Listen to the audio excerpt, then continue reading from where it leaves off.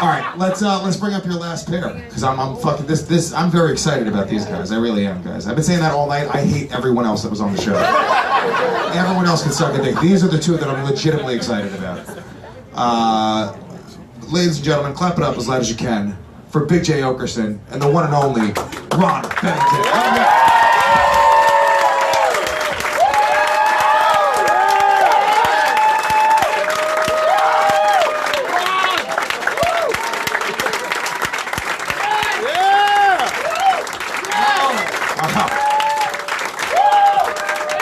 I hope we live up to that.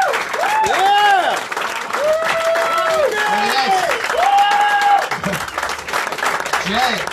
That was explosive. Yeah, it was amazing, right? That felt good. Yeah. That was mostly about you.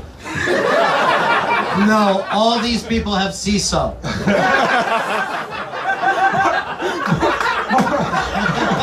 More likely, everyone here's got CISO. Yeah. I get it right now on my toaster. It's fucking fantastic. You know, I looked up the app today for CISO. I'm like, is there an app? I should get the app to watch it. And the app has the worst reviews. Yeah. It's like, this thing doesn't work and the shows blow. They're literally all on iTunes. It's all bad reviews. How do you watch this junk anyway?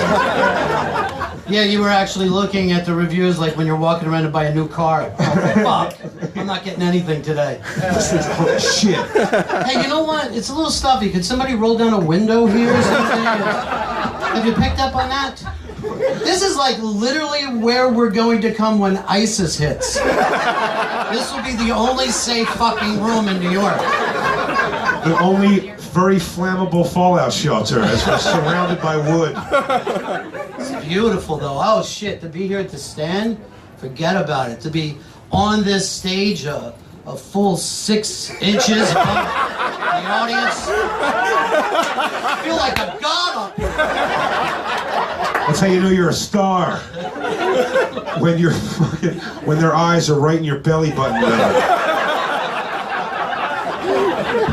Yeah, that's your belly button. Now look at me at the neck. I think we're too touchable. This is how danger happens. Well, this is beautiful. And seriously, the CISO thing is amazing. And plus, Jay's got this special coming out on Comedy Central that's unbelievable. Yeah, you came to. Yeah. You made an appearance, which was so awesome. Yeah. I was worried about you like you were my dad who didn't love me. I was like, is he comfortable? Is he having a good time? Did he laugh? Did he smile? Don't think about me that way. Just think of me as another guy who doesn't love you. Oh, people really feel sorry for Jay. Every fucking day. You know my dad wasn't there. Yes, I know it. You say it constantly. My poor step-pop doesn't get enough credit. That's the problem. Your stepdad, that's the one with the big penis. Yeah. He's the big dick guy. Yeah. You know, my dad actually came to my special, which is funny, and I was so excited to tell my dad has a little dick jokes. And he just started embracing that completely. And like, so at the end of the night, he was just sort of drunk and he was like, hey, I'm his little dick dad. Just trying to score young pussy. He's such a hunk of shit. I saw him. He went into the men's room and like 18 guys just look up at him. Gotta see if it's that little. Gotta see what size it is. You know, it's funny. My mom still has all that resentment, I'm sure, in her heart towards my dad. And what's funny was my dad was just like attached to my hip for like those 2 days. He was just up my ass in town. Yeah, it's good times now. But what's funny was, so he came in the dressing room with me earlier in the night, and my mom tried to get in the dressing room later, and some lady guard in the dressing room just goes, only his father's allowed there. My mom would have scratched her face off. Yeah. She's still a wily Jew broad. 58, it's not too old. She can still scrap. Philly 58? Yeah, Philly 58 is like, she's probably got 2 more ounces of angel dust to go. She sells it out of the back of Arita's water ice. Yeah. It's the only city in America where death by angel dust is the #1 killer. You know what? It's funny I didn't tell you this. I was telling you outside the story of I did a show, I did a benefit this weekend for my high school crush for her dance school or some horse shit. I don't know. I really just wanted her to want to fuck me, but she didn't. She was fat, but still I wanted her to. And she didn't. And it was a very Philly audience, and there was a guy with slick back, gray hair, wearing a leather members only jacket. And I forget his name, but I was like, "What's your deal, dude?" And he just yells out. He was very loud. He goes, "I'm celebrating 12 years of sobriety." I go, "Wow, cool, man." I go, "What was your poison?" And you expect when you ask somebody who says I'm celebrating 12 years of sobriety, or any years of sobriety, it's going to be somewhere between booze and coke. And he literally goes out, he goes, "Angel dust!" Angel dust. Yeah. You got to get sober from angel dust. That's like a recurring thing. That's PCP, right? Yes, it is. And it's psychologically addictive for people who want to get stupid over and over and over. And then in Philly they have what's called black dust or black tar dust, where it's heroin mixed with angel dust. And it's like their version of a Reese's cup.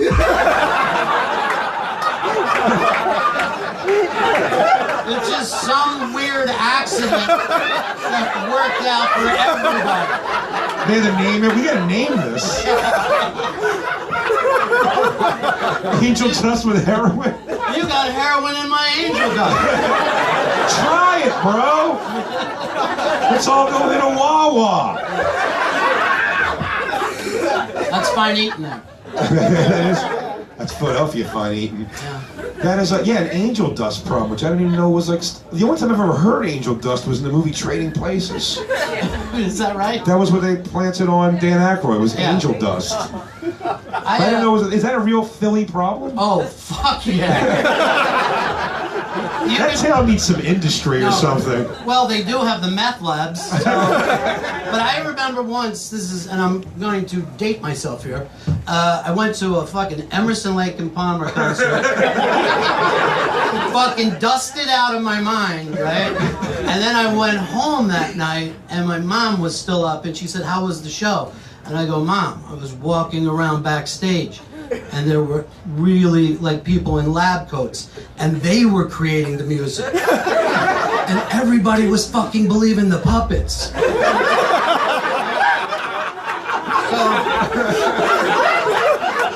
And it made total sense to me. And then I get up in the morning for school, and my dad's like, "What the fuck were you saying? There's people in lab coats behind the show?" And I'm like, "I don't have time for this, Dad. How old were you? I was like 14 or 15. Wow! Angel dust at 14, 15? Yes. You went hard. Well, you know, I'd already got my brain straightened out, so we're not fuck with it a little bit. Everybody in that town basically goes from like a fucking playground to a meth lab within like days. It's just. It is quick. Yeah, it is, and it's puberty. It's fucking puberty. It is quick. It really does. They're drinking there like 13, yeah, like 12. People start smoking cigarettes at 10 and shit. I was a nerd kid, I guess. I never did PCP. You? No. It's hard to believe, I know. And I camped out for those Emerson, Lake and Palmer tickets. What's that, Simple Man? What's an Emerson, Lake and Palmer song? Simple Man? No, not Skinner's version. Lucky Man. What a lucky man he was, that Emerson, Lake and Palmer. What did they say? Okay, Jay knows the hit. Yeah, Emerson, Lake and Palmer. Did they go deep tracks? Oh, fuck yeah. There was a giant band at one time. Well, I guess you have to be on angel dust to get the catalog. You gotta meet an artist halfway, my friend. You don't leave them out there alone. I was more about drinking, Coke Zeros and fucking listening to goddamn Guns N' Roses or whatever. Do you believe Axl Rose is going to be an AC/DC? Yes, I do. Do you think it's going to be good of any sort? No. I think he's going to do it because it makes no sense at all. That's it. One band, everybody wants them to be in. Another band, no one wants them to be in. What's Axl going to do? Do you think they're going to lose a bunch of ticket sales, or are people going to go like, I got to see this shit fall apart? Yeah, I want to fucking go. Just yell out, "This doesn't sound the same. It's different. Where's that other guy?" Good lord. They're not going to make it for the whole tour. I know Guns N' Roses isn't making it for the whole tour. Yeah, fucking three fucking songs in every night, Axl dives into the audience and starts kicking people. You calling me a homo? Literally, fucking Axl could actually play Cat Williams in the movie. He's the white Cat Williams.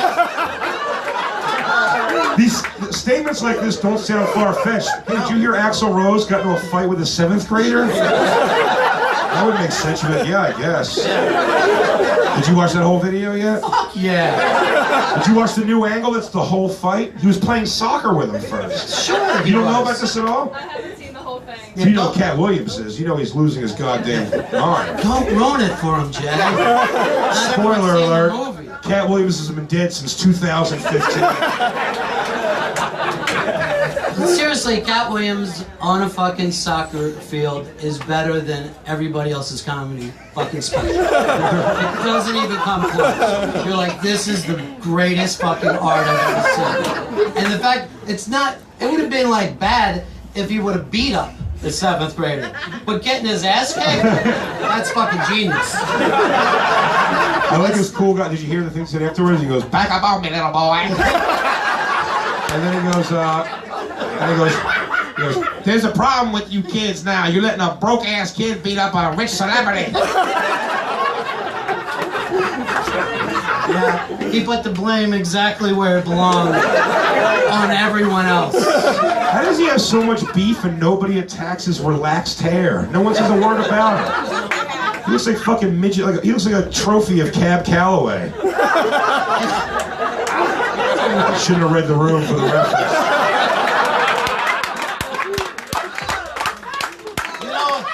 You know what's bad is I had to die with you. Hey,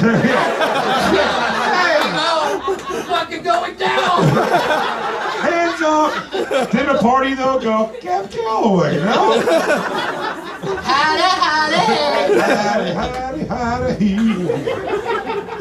Now everyone sort of gets it, but oh, the howdy. Yeah. It suddenly makes sense. Look at Patrick, one of the owners here, is dressed like a fucking 1920s New York fat cat. Hey, 1%. I just told him to hit me because I had 2 4s.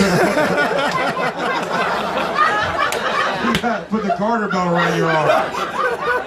When the show's over, he's just like... Were you a gambler ever? You know what? Not a big gambler. That's my one addiction I didn't enjoy. I've never gotten into it too much, but I have recently, as I get a little bit older, I've played blackjack, and I've gotten to that point where I'm just close to being the guy at the table, where it's like, oh, well, the dealer's like rooting for you fake, oh, hopefully you get an ace here, and you get like a 2, and you're like, go fuck yourself, go fuck your stupid Chinese family, go fuck everyone you know. And then when they do leave, you're like, yeah, get the fuck out of here, bring somebody else in. It's just some guy making $14. I know, but I'm so angry, like it's his fault. I want to blame him so bad. So you do gamble quite a bit? Not quite a bit, no. I do it on when I go on those cruise ships, I always gamble. Yeah. Well, what else are you going to do?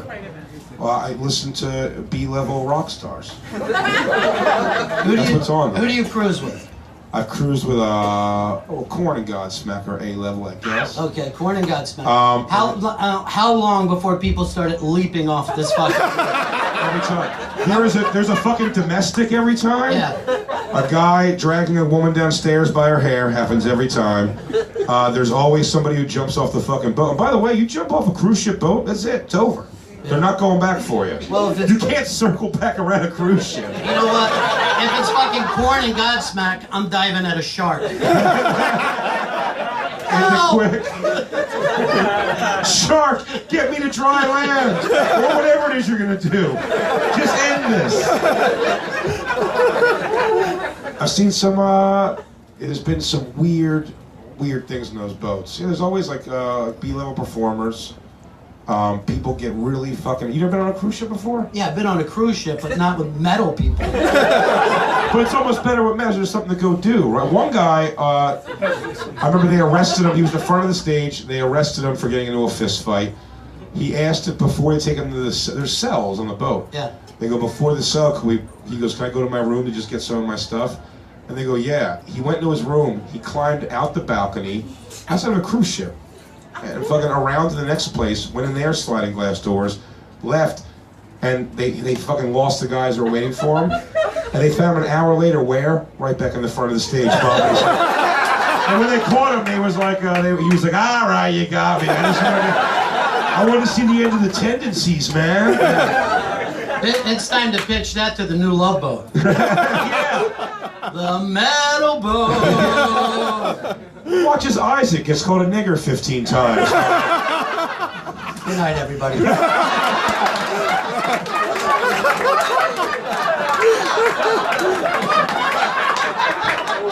I don't need that. We just sealed our Sirius XM fate. I have a day job.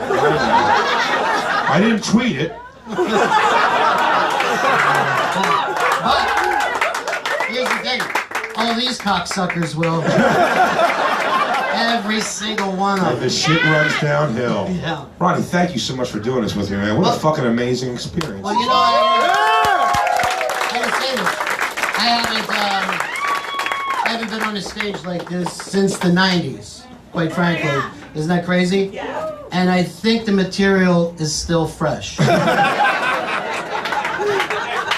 did anybody think it was weird when Magic Johnson got AIDS? Huh? Wasn't that nuts? You know, I knew Magic. Did you really? Yeah. And it was like right before the announcement. I knew something was going on. And I mean, he was a gigantic star at the time. And I remember that he was fucking me in the ass. And when he threw up on my back, I'm like, we better get you to the emergency room. Thank God you double bagged it that night. Yeah. Oh, okay, like he's not still alive. He fucking beat it, lady.